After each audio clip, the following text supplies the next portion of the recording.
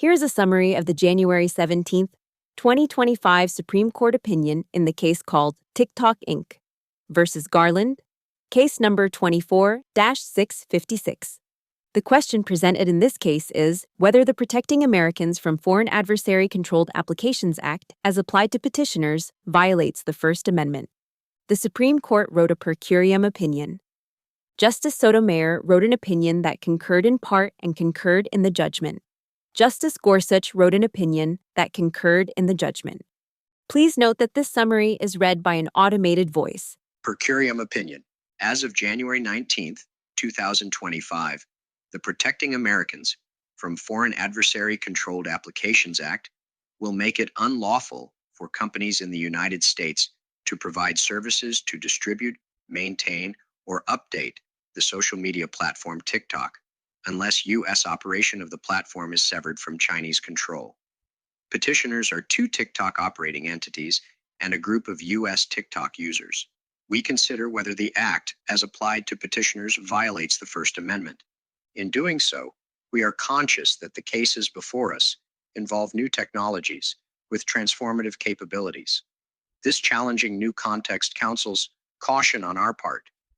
As Justice Frankfurter advised 80 years ago in considering the application of established legal rules to the totally new problems raised by the airplane and radio, we should take care not to embarrass the future. Northwest Airlines, Inc. v. Minnesota, 322 U.S., 292, 300, 1944.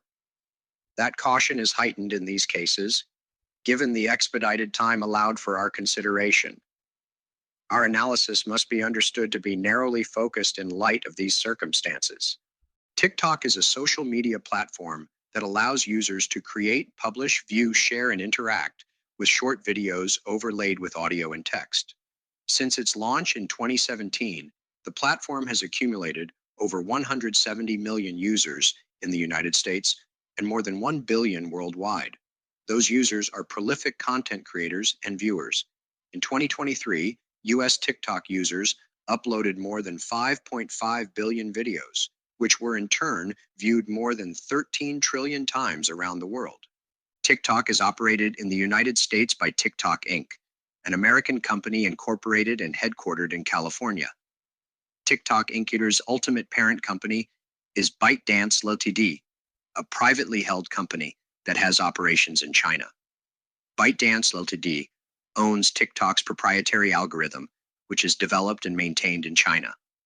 The company is also responsible for developing portions of the source code that runs the TikTok platform. ByteDance Ltd. is subject to Chinese laws that require it to assist or cooperate with the Chinese government's intelligence work and to ensure that the Chinese government has the power to access and control private data the company holds. In recent years, U.S. government officials have taken repeated actions to address national security concerns regarding the relationship between China and TikTok. Congress enacted the Protecting Americans from Foreign Adversary Controlled Applications Act, publications L. 118-50, Działka, Age 138 Statutes, 955.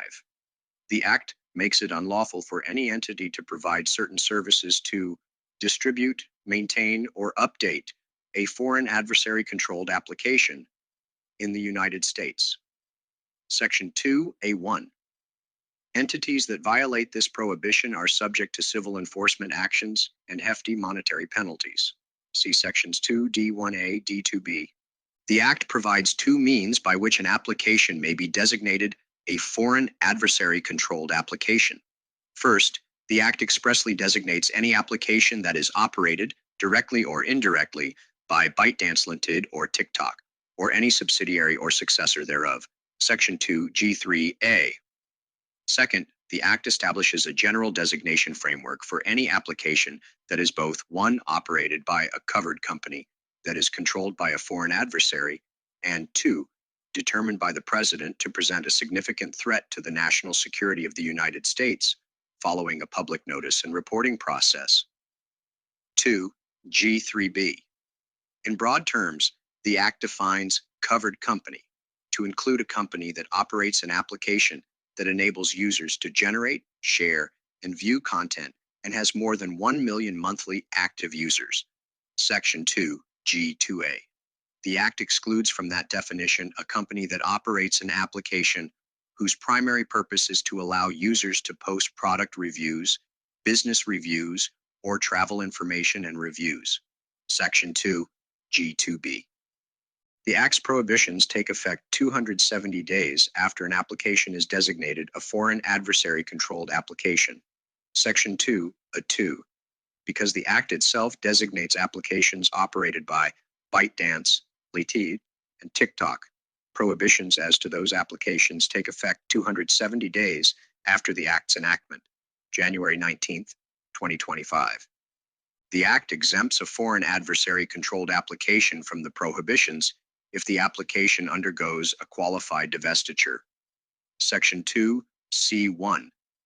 A qualified divestiture is one that the President determines will result in the application no longer being controlled by a foreign adversary. Section 2, G6A. The President must further determine that the divestiture precludes the establishment or maintenance of any operational relationship between the United States operations of the application and any formerly affiliated entities that are controlled by a foreign adversary, including any cooperation with respect to the operation of a content recommendation algorithm or an agreement with respect to data sharing. Section 2, G6B. The Act permits the President to grant a one-time extension of no more than 90 days with respect to the prohibition's 270-day effective date if the President makes certain certifications to Congress regarding progress toward a qualified divestiture. Section 2, A3. At the threshold, we consider whether the challenged provisions are subject to First Amendment scrutiny. Laws that directly regulate expressive conduct can, but do not necessarily trigger such review. See RAV v. St. Paul, 505 U.S. 377, 382 to 386, 1992. We have also applied First Amendment scrutiny in cases involving governmental regulation of conduct that has an expressive element, and to some statutes which, although directed at activity with no expressive component, impose a disproportionate burden upon those engaged in protected First Amendment activities. Arcara versus Cloudbooks, Inc., 478 U.S. 697, 703 to 704, 1986.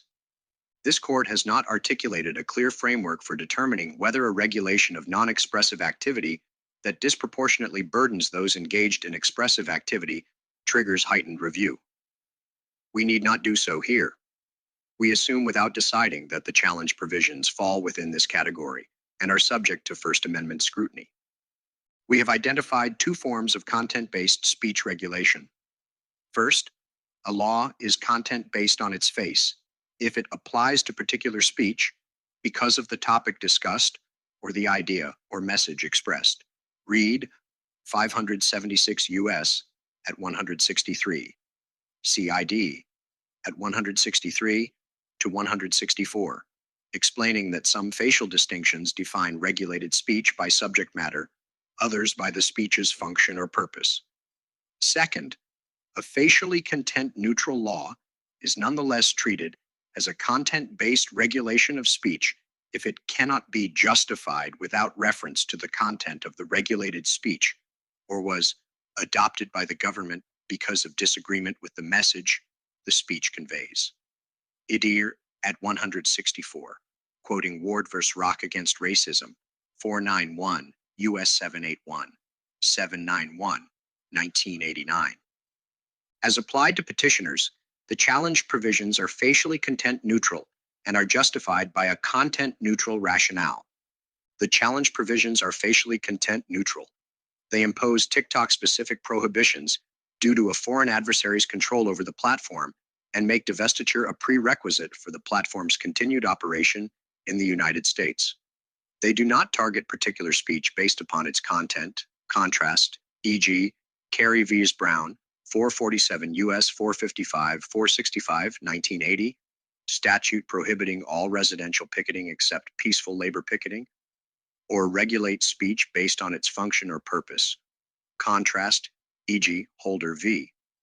Humanitarian Law Project, 561 U.S. 1, 7, 27, 2010, law prohibiting providing material support to terrorists, nor do they impose a restriction, penalty, or burden by reason of content on TikTok, a conclusion confirmed by the fact that petitioners cannot avoid or mitigate the effects of the act by altering their speech. Turner Lemaire's 512 U.S. at 644. As to petitioners, the act thus does not facially regulate particular speech because of the topic discussed or the idea or message expressed. Read 576 USA at 163. The government also supports the challenge provisions with a content-neutral justification, preventing China from collecting vast amounts of sensitive data from 170 million U.S. TikTok users. 2 Apartment 6, 28. That rationale is decidedly content agnostic. It neither references the content of speech on TikTok nor reflects disagreement with the message such speech conveys. Compare Ward 491 U.S. at 792 to 793, holding noise control and sound quality justifications behind city sound amplification guideline were content neutral. Because the data collection justification reflects a purpose unrelated to the content of expression, it is content neutral, ed. at 791. On this understanding, we cannot accept petitioners' call for strict scrutiny. No more than intermediate scrutiny is in order. As applied to petitioners, the Act satisfies intermediate scrutiny. The challenged provisions further an important government interest unrelated to the suppression of free expression and do not burden substantially more speech than necessary to further that interest. The government has an important and well-grounded interest in preventing China from collecting the personal data of tens of millions of U.S. TikTok users, nor could they. The platform collects extensive personal information from and about its users.